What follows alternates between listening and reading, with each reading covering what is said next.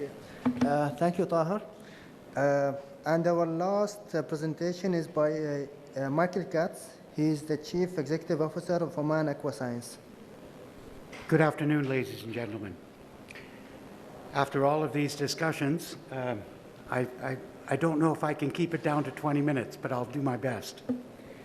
I'm here to talk about deep ocean water.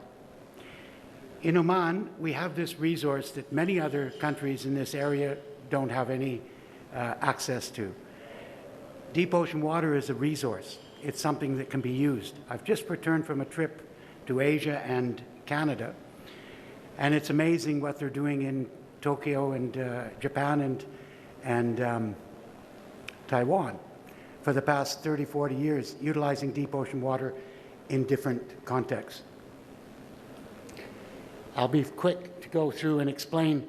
Deep ocean water is the result of a circumnavigation of water that starts actually in the northern part of the Atlantic and comes down through the South Atlantic and then to the Antarctic and then up to the Oman coast. And in the May, June, starting now, as the equator heats up, the water increases in frequency, and as it approaches Oman, it slams into the foreshore of Oman, which is the geology of the foreshore area of Oman has mountains coming, then the sea, and a very short distance in some areas of Oman where it drops to 2,000 meters.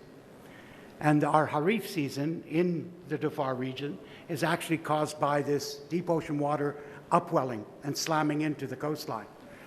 And it also is what feeds our coastline at different times of the year from Muscat all the way down to the Dhofar region. What it does is brings up an upwelling of nutrients that feed all of the phytoplankton and other microorganisms that create the beginning of the food chain and why we have such great fishing. But it's also cold. Just another graphic showing this.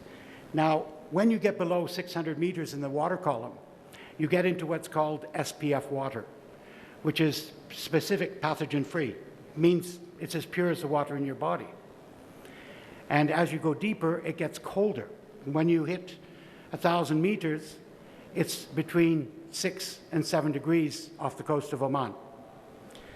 Now, this water is full of nutrients and nitrates and has many applications. From desalination, if you keep in mind that in the current desalination processes, there's a lot of treatment required before. When you're taking surface water, you have to do chemical treatment before it goes through the membranes. With deep ocean water, you don't have to do that. The water is very pure with very low STD. Also, it's deoxygenated. If you look at surface water at about 60 or 70% dissolved oxygen, at 1,000 meters, it's 4. So it can be stored for long periods of time without any degradation. And for aquaculture, experiences in Taiwan, Japan, Hawaii, using deep ocean water, they're getting 30 to 40% higher growth rates out of their fish. The other thing is, the biggest risk in aquaculture is disease. When you're using deep ocean water, you mitigate that risk. So these are the opportunities we have, and it's relatively close to the shoreline. Many applications, I was very surprised in Taiwan, they're using it as they're actually pulling out the nutrients out of the deep ocean water and creating vitamins and other types of food additives for not only the pharmaceutical industry, but for growing mechanisms, treatments for agriculture as well. I've just put a graphic that this is some of the applications. Now, if we look at how we can use it in Oman, Desalination, of course. District cooling, air conditioning. There's a hotel now that's been running since 2006 in Bora Bora that is using deep ocean water as their main medium. They've eliminated the use of chillers and everything else. It's no needed. 90% of their power cost has been eliminated. Now, of course, their power costs are much higher than we have here, but the lesson is clear. There is multiple uses that we can use, from bottling, fisheries, air conditioning. And if you look at things like agriculture with, geez, I can't think of it, greenhouses. What's the biggest cost of running a greenhouse? It's the power. If you have deep ocean water, you don't have to have that power. Your cooling is already is taken care of because you use the deep ocean water as your medium for cooling. You also, if we look at high tech nowadays, data centers. What's the biggest cost of a data center? It's the cooling. They're doing studies in, they're building actually one barge in San Francisco right now for a data center that they're going to use not even deep ocean water, they're going to use surface water to cool everything. So we have these opportunities in Oman, and we must look at this as a resource. This is some pictures of what they're doing for the last 40 years in Nella in Hawaii. And they started 40 years ago studying deep ocean water, but for ocean thermal energy conversion, which is producing power. And I'll get to that in a minute. But what they've created is this large eco park of utilizing deep ocean water for agriculture, aquaculture. Those are huge microalgae, and you know, all of these are used in the food business. We need all of these products in the Gulf region. We could be producing them for Saudi, UAE, for all these industries.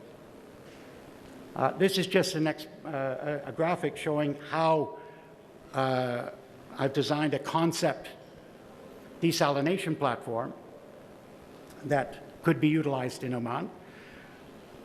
This is utilizing a typical concrete platform that comes from the oil and gas business.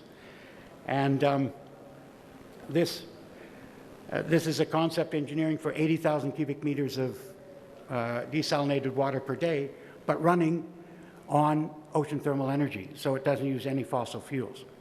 And this particular concept is a net 15 megawatts of power, but a gross about 21 megawatts of power. But to give you an idea of the scale and scope of creating an OTEC unit to produce that kind of power, you need 2.8 meter pipes going down 1,000 meters to pull up the water and to go through a heat exchanger, which is what we call a condenser. And I'll get to that in a sec. This is a ship-based 60,000 cubic meters a day that can be utilizing deep ocean water.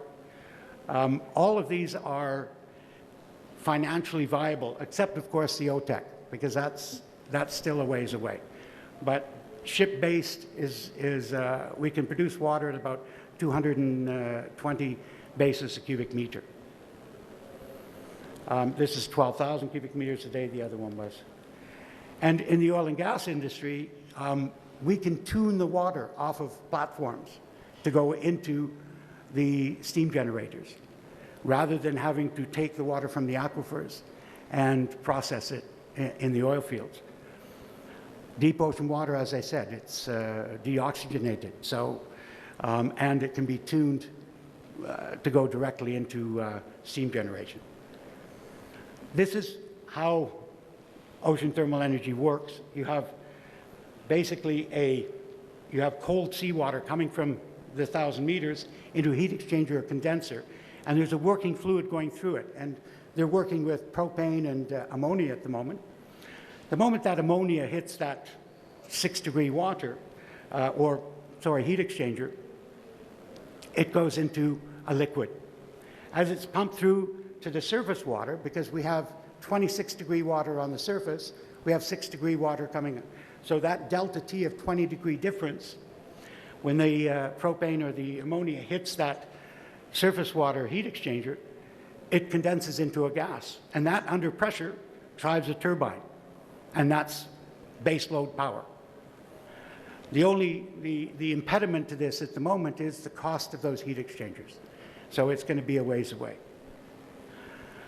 I'm going to finish this presentation with a video, a movie, and because it was produced by some friends of mine a few years ago in Saudi, where I used to live, and I think it's very compelling for everyone. Thank you very much.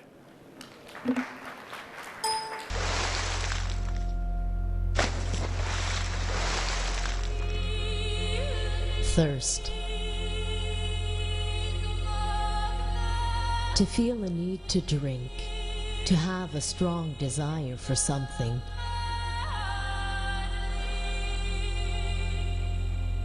Did you know